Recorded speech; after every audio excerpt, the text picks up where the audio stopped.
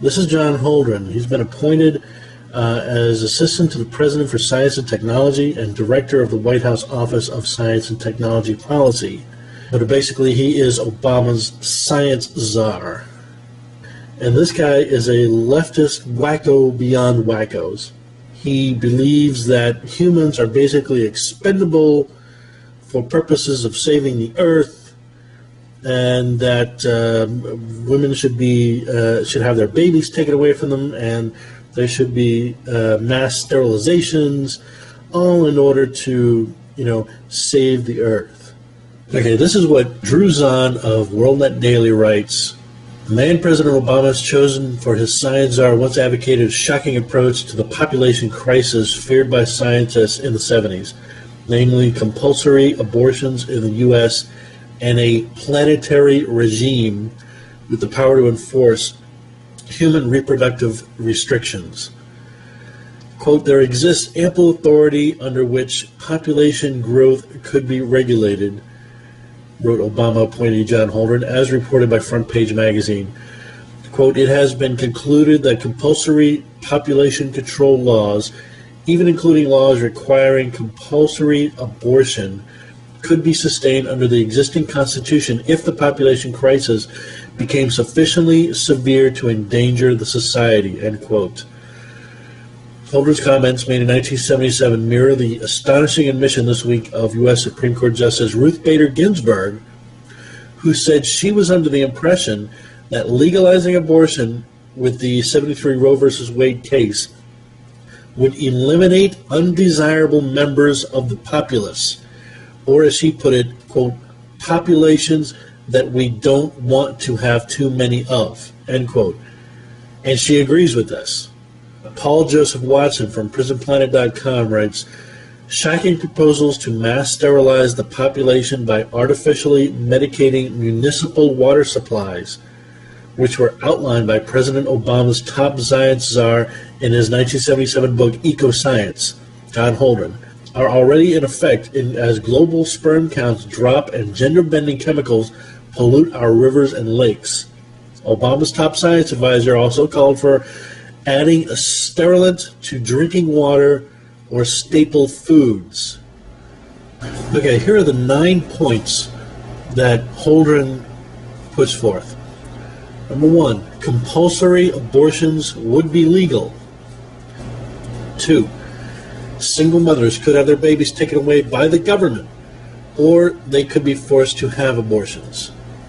3, mass sterilization of humans through drugs in the water supply is okay so long as it doesn't harm livestock. This is involuntary fertility control. Number 4, the kind of people who cause social deterioration could be compelled to not have children. If some individuals contribute to general society deterioration by overproducing children, normal people think that repeat offenders, murderers, and other such deviants shouldn't have the ability to have children. This guy is saying that social deterioration is by people who overproduce children. Number 5, nothing is wrong or illegal about the government dictating family size. Number 6, a planetary regime should control the global economy and dictate by force the number of children allowed to be born. Perhaps those agencies, combined with the United Nations population agencies, might eventually be developed into a planetary regime, sort of an international super agency for population, resources, and environment. Such a comprehensive planetary regime could control the development, administration, conservation, and distribution of all natural resources, including all food on the international market.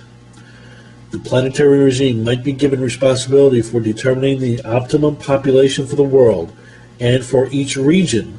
Number 7, we will need to surrender national sovereignty to an armed international police force. The first step necessarily involves partial surrender of sovereignty to an international organization. Gee, I wonder what that organization is going to be. Point 8. pro-family and pro-birth attitudes are caused by ethnic chauvinism. Many people seem to be possessed by fear that their group may be outbred by other groups. Obviously, if everyone tries to outbreed everyone else, the result will be a catastrophe for all. This is another case for the tragedy of the commons, wherein the commons is the planet Earth. Number 9. As of 1977, we are facing a global overpopulation catastrophe that must be resolved at all costs by the year 2000. Failing to choose or making the wrong choices may lead to catastrophe, but it must never be forgotten that the right choices could lead to a better world. Gee, I wonder what that better world is, according to John Holdren. I also wonder if they've already started putting this stuff in our water. Okay, so if you look at what Holdren is saying, and then look at also the UN initiative called Agenda 21, which is this framework for future society under one world government, which also takes into account many things that Holdren points out in Ecoscience, where people want our cities to be, in balance with nature, and man shouldn't encroach upon nature, and low carbon footprint, and all these other buzzwords. Basically, Agenda 21's framework is a neo-communist utopia where most of society, let's say like 90% of people, are concentrated into these very small pieces of land in these major cities, and then the rest of the land is reclaimed for nature, and we don't use it. So basically you'll have these high-rise slums, housing projects, limited travel only by permission, outside the city, walled cities to keep people in, ration food, because food production takes up natural resources like property, water, livestock, and livestock takes up property and water and other food sources like grass, pastures and all that stuff. And they don't want us to have any of that. So if you look at this documentary called Home, H-O-M-E, it's a full-length documentary. It's available on YouTube. It shows how the environmental wackos don't want us to use the natural resources of the earth for our purposes, for human purposes. This all combines into the neo-communist utopia of the future, which Obama is laying the grounds for in government right now.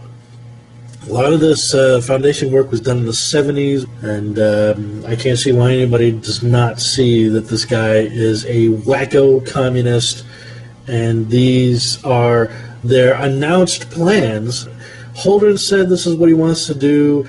Obama says this is what he wants to do. He wants to wreck the economy. He wants to have government absorb all private industry, and he wants to make the United States a more fair nation in the United Nations, which means bringing the United States economic power down, the military power down, the international influence down, the value of our currency down, all to make us more fair in the international community. And he said all this. All of his people said all this stuff. And we all ignored it. Everyone ignored it. The press didn't tell anybody about that. The only person I'm hearing telling any of us about these people is Glenn Beck. He is the only one. I can't understand why no one is picking up on this. This is a Barack Obama, member of the New Socialist Party in 1996. And then when he finds out it's a bad thing in the public eye, he ducks it, goes back to being a Democrat, but he's really a communist. So now he's got all these czars that are not answerable to the people, who are communists, fulfilling all these communist goals. And no one is aware of this, or at least all those people in the press who know about this are just keeping it all quiet. Why? Why are they keeping it quiet?